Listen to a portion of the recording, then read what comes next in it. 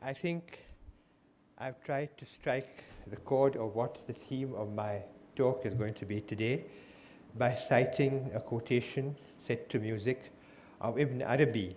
For those of you who don't know of him, he was a 12th century Muslim from Spain. And this is the gist of what he learned from his religion, which is Islam.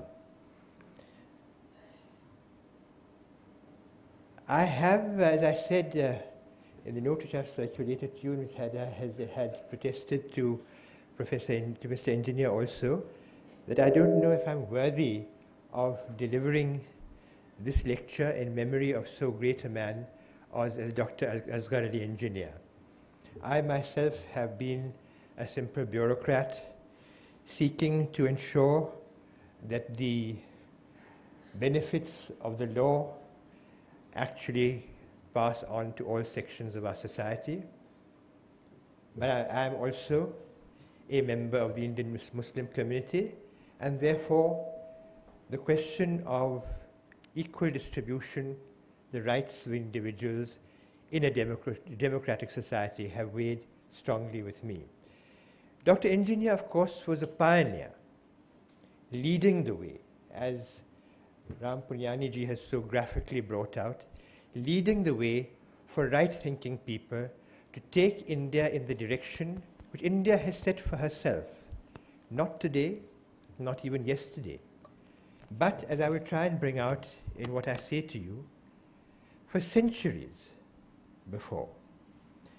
Nevertheless, worthy or unworthy, I don't know if I have pearls of wisdom to share, but certainly, and I must also contest your conferring on me the degree of professor, I do know that lots of people now say they've passed through a college for 5 days and got a degree and so on, but I don't think I'm one of those, and though I am in a very distinguished education institution just now, I don't think I can claim to be quite that. Nevertheless, let me start with a quotation from a man who has been considered as one of the great clerics of his time, and also a great Indian, and also a great Muslim. Maulana Azad, in the 1940 Ramgarh session of the party, spoke of the role of Muslims in the making of India. I am a Muslim and profoundly conscious of the fact that I have inherited Islam's glorious traditions of the last 1300 years. I am equally proud of the fact that I am an Indian, an essential part of the indivisible unity of Indian nationhood, a vital factor in its total makeup, without which this noble edifice will remain incomplete. This 1,000 years of our joint life has molded us into a common nationality. Now, please note this, because it will come again and again in what I have to say to you. This cannot be done artificially. Nature does her fashioning through her hidden processes in the course of centuries. The cast has now been molded, and destiny has set her seal upon it. I don't think that the sentiment expressed here is unique. It is a sentiment which I can say with confidence, particularly in this room surely, is widely held, though of course not so lucidly expressed as the Maulana Sahib did, but he was of course a leading cleric of his times and was therefore able to put this sentiment, summarizing, in fact, the aspiration of Islam in India.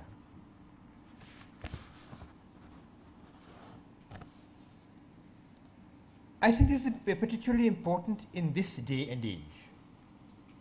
We know what is happening in our neighborhood, in countries of West Asia, the graphic descriptions of atrocities and excesses of those who call themselves the Islamic State, the Caliphate. We know of the reactions to these demonizing a particular community, making out, as I think I saw in Mr. Ram Pulyani's email this morning, where he is quoted from letters that he received in response to his articles on Islam, that to talk of Islam as a religion of peace is the world's biggest joke. Here I've just described to you what one of the greatest arbiters of Islamic thinking, 12th century, 1,000 years ago, thought of Islam, and here you have this expression today.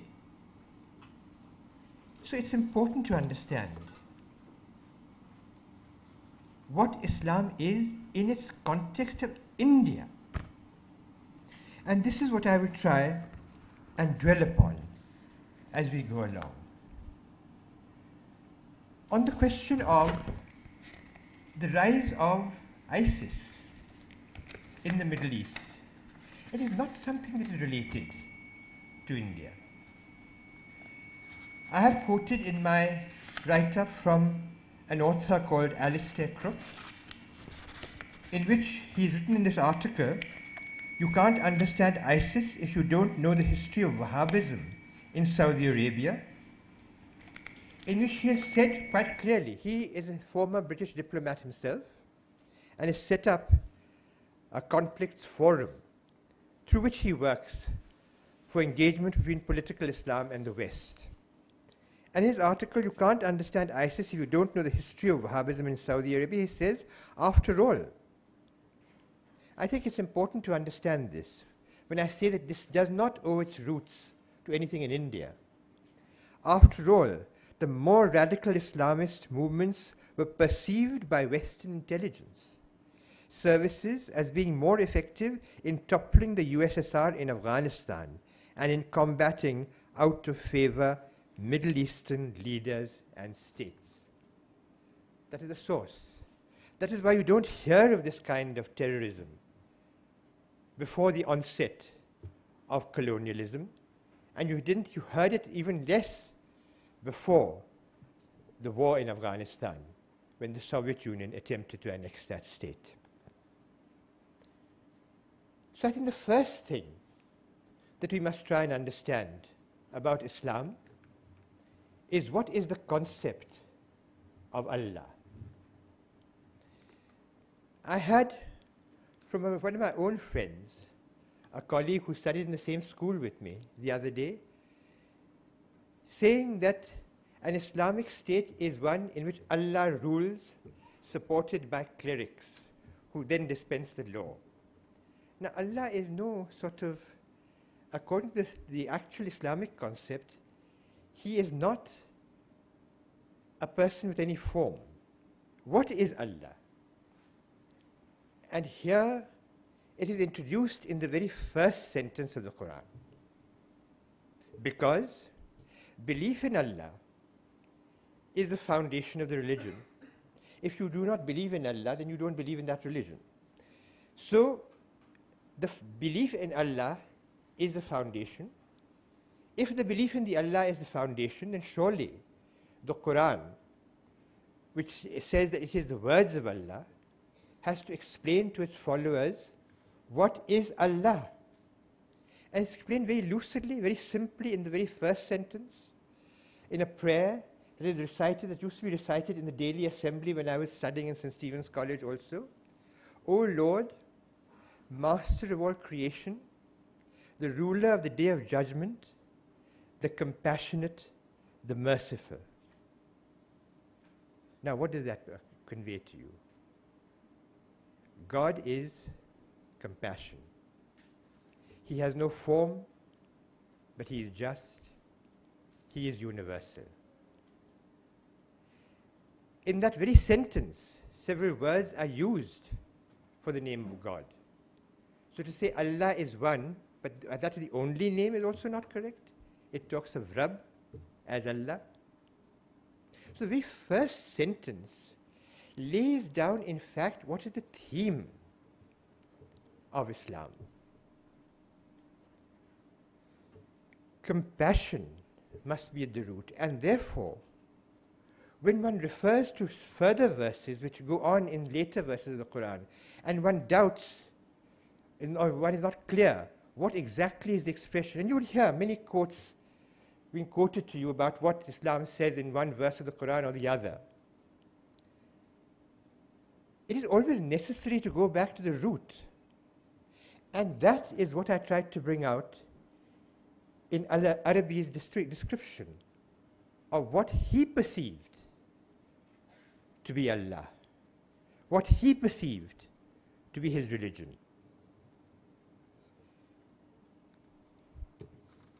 Now, the question then arises that if Islam, and I'll give you a little background before I come down to the actual question of the current challenges. The background, it is necessary also to understand how did Islam acquire such a large following in South Asia. The largest section, single section of Muslims in the world is to be found in South Asia. But of course, South Asia is now divided into several countries. But the largest section is South Asia, in the remnants of what had become the Mughal Empire and then was the British Indian Empire. There are several theories about how Islam spread, and I intend to address these here because these have a bearing on what is the meaning of Islam in India. These have been examined in an extremely good book. Those of you who haven't read it, I would certainly recommend it to them. This is a book by Richard M. Eaton called The Rise of Islam and the Bengal Frontier, 1204 and 1760. As you know, Bengal had, the United Province of Bengal had a large Muslim majority. But you'll be surprised to know that it was not till 1890 that the British, who had ruled Bengal since 1757, actually discovered that Bengal had a Muslim majority. The reason being that the method in which Islam spread in Bengal, which has been deeply studied by Richard M. Eaton, will explain to you in many ways how Islam actually spread in India. There is the theory which was propagated by the British that it was the religion of the sword, the role of military force. But how force was exercised and how conversion was effected has not been explained.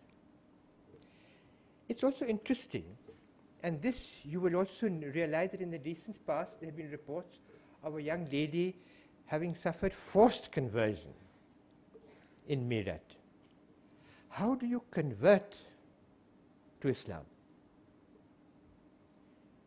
To accept Islam, you simply have to recite the kalima, that God is one and the Muhammad is his prophet, peace be on him. How else do you convert a person? And having recited that, do you cease to become everything else that you might be? But anyway, I'll discuss that a little more in detail as we go on. But this is one theory. But this does not explain why in the Mughal Empire, its capital of Delhi never acquired a Muslim majority. Never, even in its heyday. But its Muslim majorities were in the furthest reaches, in Kashmir, in Bengal, in Kerala.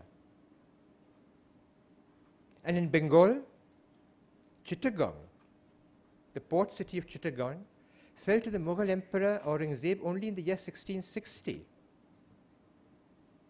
And a century later, Bengal was lost to the Mughal Empire. And the time that it was conquered, it was captured, it was an Arakanese stronghold of pirates. But then, by the time 1947 came around, it had acquired a 90% Muslim majority. So how? The second question is, it was religion of patronage.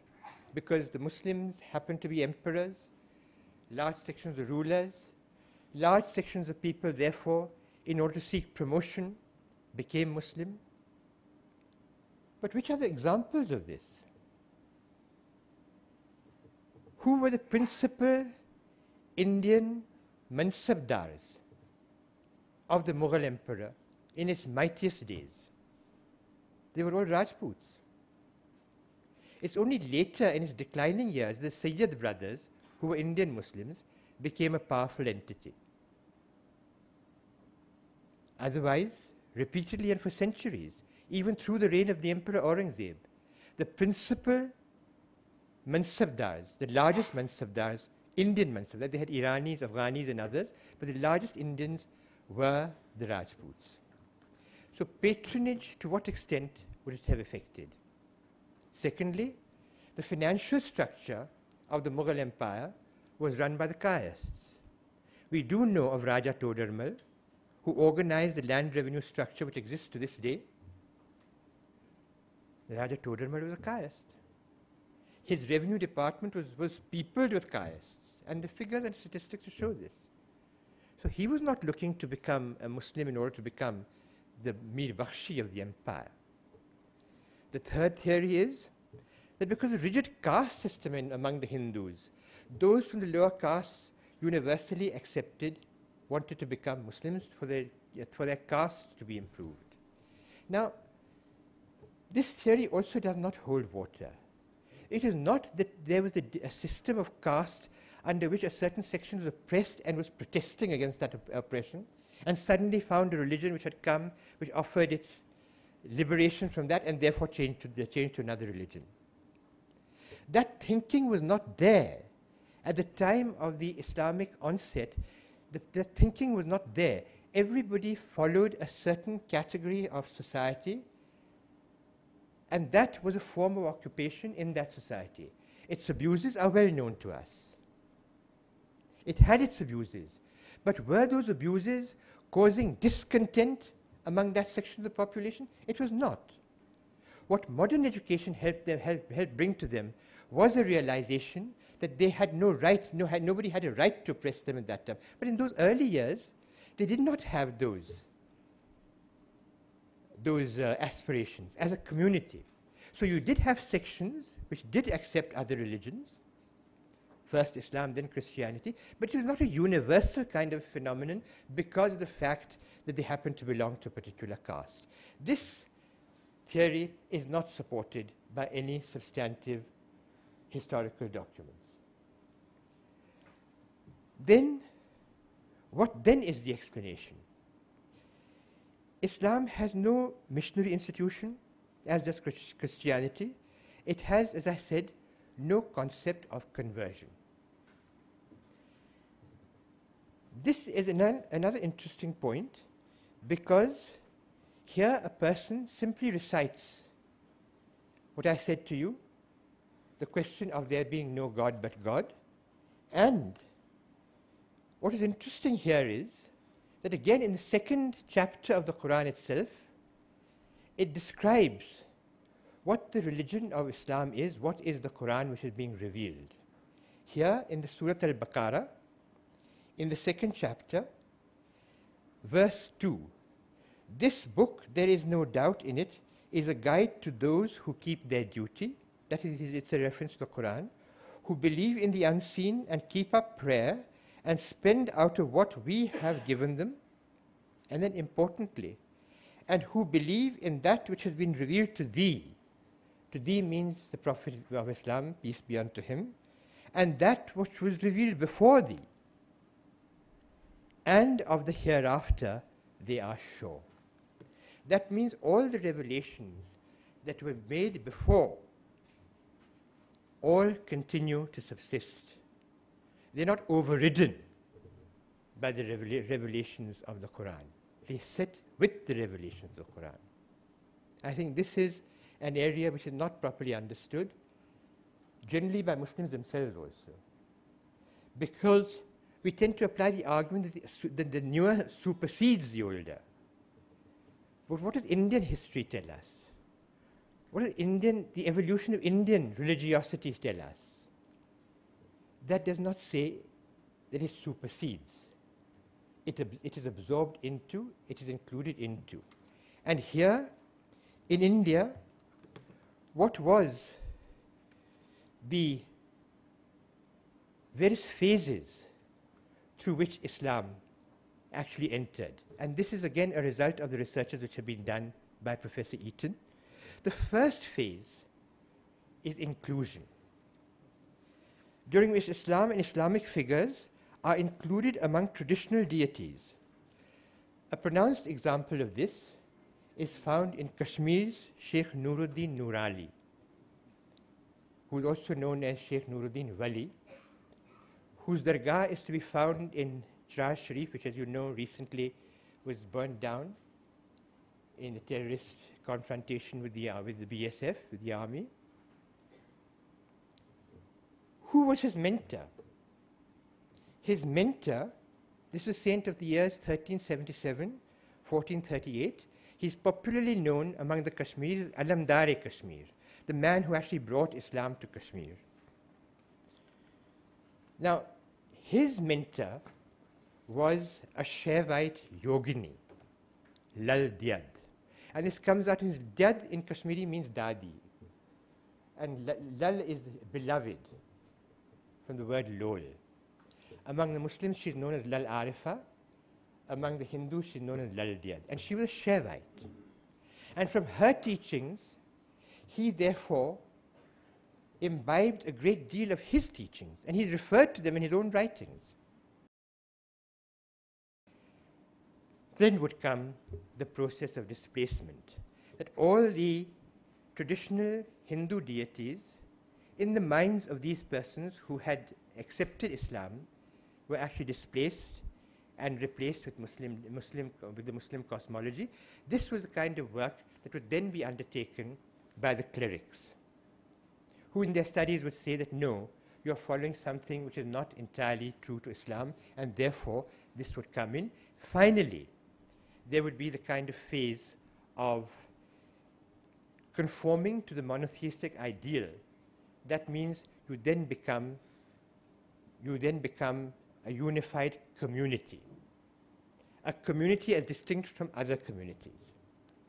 These were the phases through which it actually ran in bringing about this kind of development. But as you can see, from this, it is quite clear that what Maulana Azad had said is borne out by the history of this development. The 1,000 years of our joint life has molded us into a common nationality, absorbing Islam as a vital factor in its total makeup, without which this noble edifice will remain incomplete. How the community emerged as a community, as part of the larger whole, I have tried to explain. But then India, modern India, is a country of many diversities.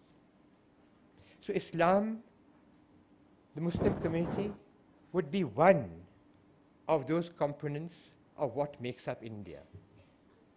But does that constitute a nation? What we are now engaged in, and have been engaged in for the last 100 years, is in building India as a nation. And here, I think it's important to remember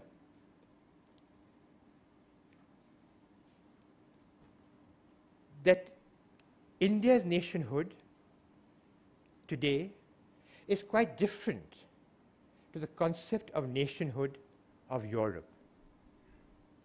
Europe's nations depended on religion, ethnicity, language to mold them into a nation. If we were to depend on any of these three factors, we would not be a nation. We are therefore building a new sort of nation. Even the Middle East and those parts of the world, they are paying the price for having been molded artificially into nations at the end of the First World War, the remains of the Ottoman Empire. And you can see the consequences of what has happened on the attempt to build nations on the European model. They have come into conflict with each other. Here too, in India, an attempt was made of that sort, and hence you had the creation of Pakistan. Here too, a nation was sought to be molded along the grounds of religion. And that indeed was a major setback for our country. But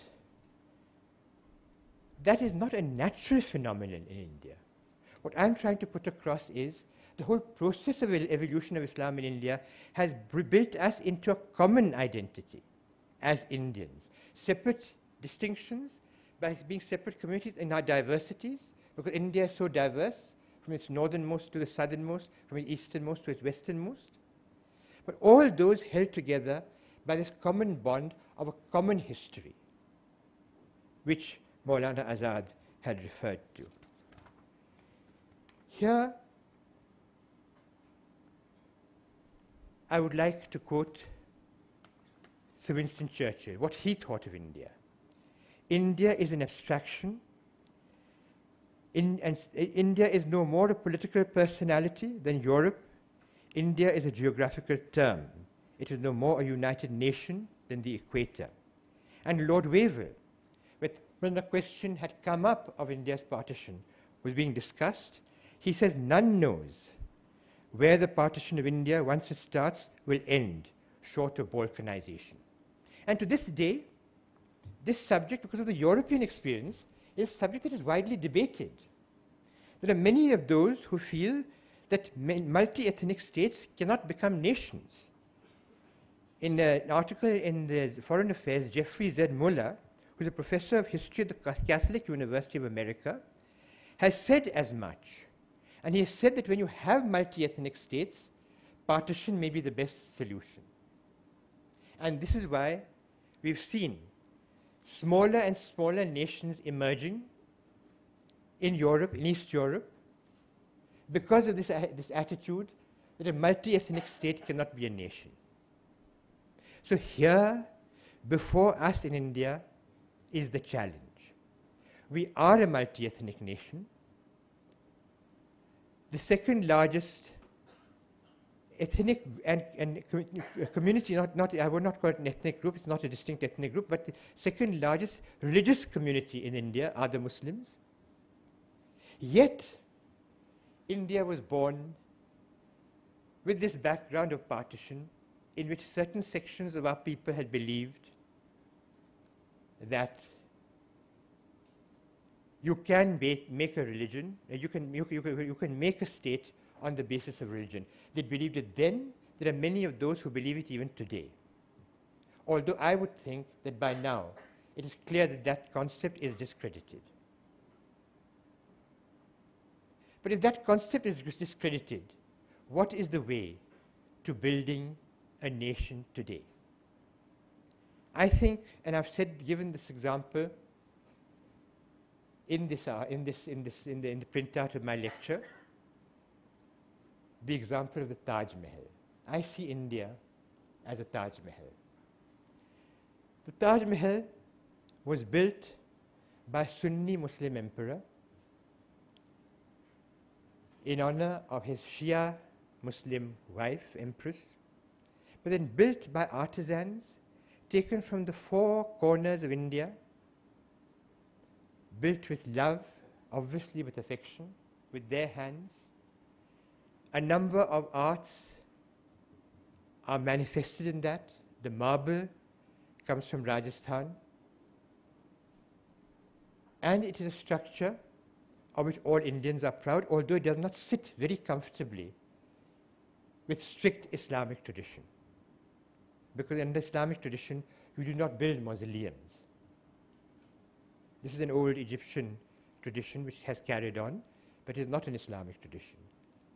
So in departing in some way, but building a whole, this, I think, is the legacy that we must all look back on.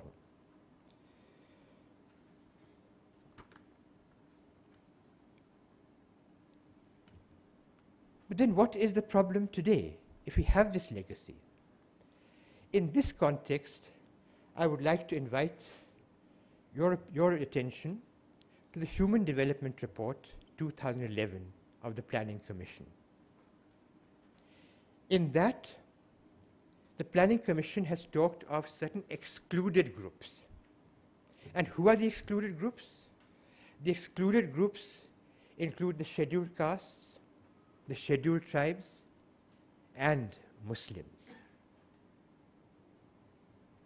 In other words, what it tries to say is that Muslims have not benefited from various development activities in the country to the extent that they should have.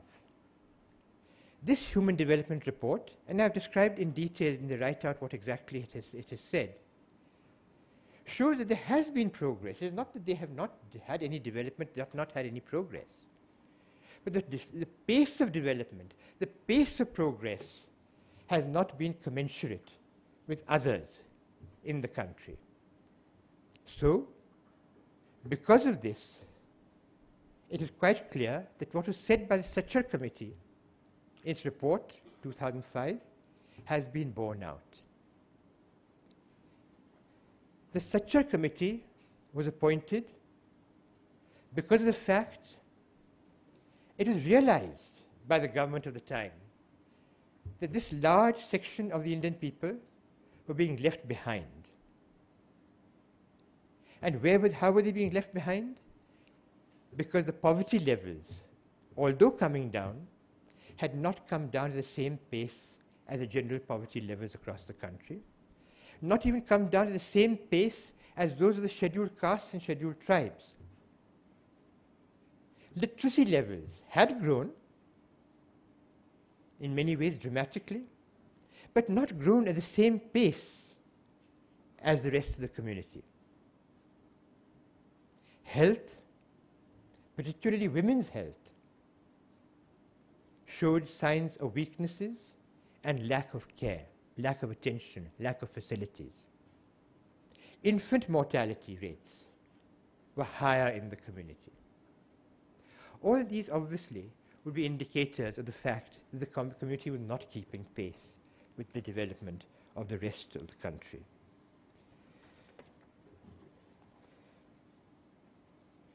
So,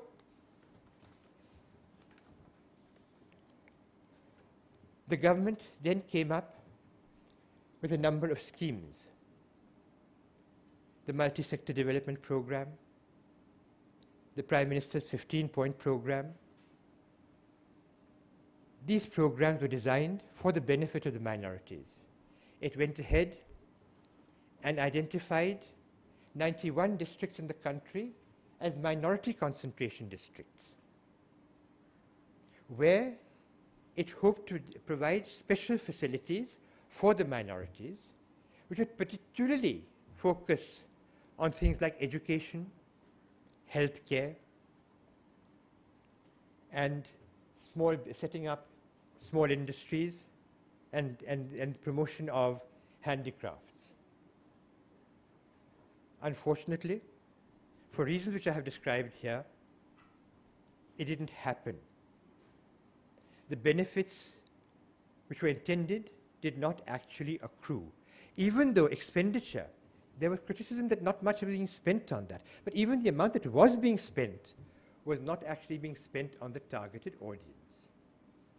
This is because that money which went from the center went to the states, and the states spent the money in the way that they wanted. And there were manifestations of prejudice. One scheme, of course, did very well. That was the education scholarship scheme. Did very well in the sense that lots of people benefited by it. But even that scheme was not universally applicable. Fortunately, the Planning Commission, Steering Committee, discovered these defects in the traditional programs, and these have been rectified in the 12th five-year plan, which came into operation, as you know, only a year ago.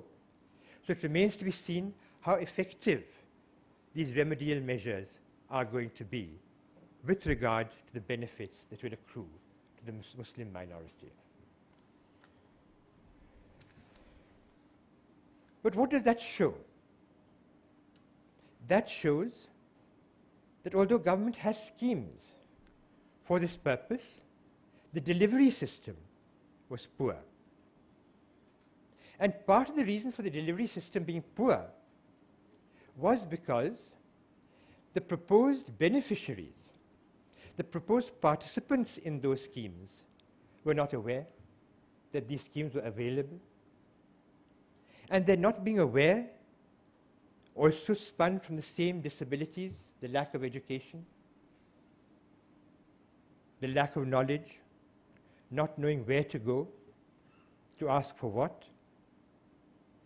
As a result of this, as a consequence of this, there have been encouraging signs. There have been a number of NGOs which have grown in the last decade. Not necessarily only NGOs based on the Muslim community. There have been NGOs like the MKSS, Mazdoor Kisan Sangathan, which was the motivating NGO behind the Right to Information Law, who actually targeted deprived sections of the Muslim community in order to see that they are benefited through the poverty alleviation programs. And this NGO, of course, came up in the last decade of the last century. But other NGOs have emerged for discussion on various aspects, and you'll be happy to know that a large number of clerics have stood up and sought to demand the benefits of scholarships actually flow to the children of the Muslim community. That is part of the reason for its success. Under the multi-sector development program, such organizations have actually listed those districts which have a minority percentage of more than 25%, and sought to arrange, sought to examine whether they were being admitted into schools in accordance with their population. That was not the case in any of these districts. The other area where there were shortcomings was that despite the Prime Minister's 15-point program for minorities' welfare, in government, the recruitment levels, although they did go up marginally, did not go up dramatically. Whenever these riots took place, the reason why they were prolonged or took a toll of large numbers of human lives was because the police had either connived or remained kept itself out of coming in to prevent the violence. And therefore, police reforms and the need to ensure the police develop sensitivities in this regard became important. Hence, you had the Communal and Targeted Violence Bill, which unfortunately never became law. But the two important aspects of that bill, of course, what was argued about that was the definition of group and the setting up of a national authority. Those, in my mind, were secondary in importance. What was more important in that bill was the question of restitution and rehabilitation, number one, the question of accountability of those in government in actually being held accountable for negligence or connivance at the time of communal riots. Because I mentioned, in no case, not even in those riots of 1993 which you mentioned, have the police officials or the government officials who actually were negligent, let alone connived, none of them has actually been brought to book. One case which I remember, and I will recount for you, in 1987, there was a riot that broke out in Meerut.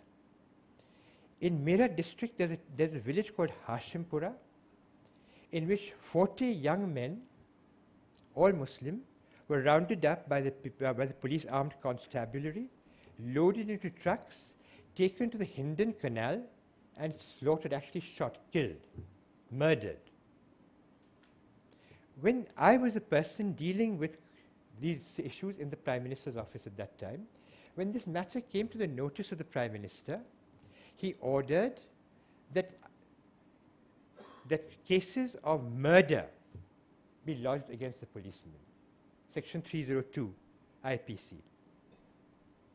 Cases of murder were lodged against him at the behest, mind you, of the Prime Minister of India. The cases have not even till today ended in conviction. Many of those police personnel who were responsible have retired. Many of them have also passed away peacefully. They've also had their promotions. And through the Right to Information Act, this lawyer, Vrinda Grover, who was supporting this case, came to know that in not one of their annual confidential reports was it reported against those policemen that there were murder cases pending against them. Not even in one. So this was the situation. Now, this being the case, what is it that we must think in terms of doing? I think the important thing is to realize that this is a section of the community which, if it is left behind, will retard the overall growth and development of the country as a whole. There are two things that need to be done. On the part of the Muslim community, it is important that they seek and participate in the development and growth processes of the country. If they seek their own development through exclusive roadmaps, then that may or may not work.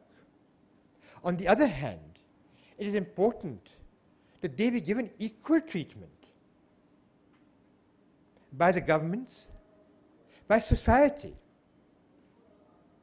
so that they feel that they can reach out and integrate themselves into the society. Yes, partition took its toll, but that was 65 years ago. We have moved ahead. The world before us shows many promises.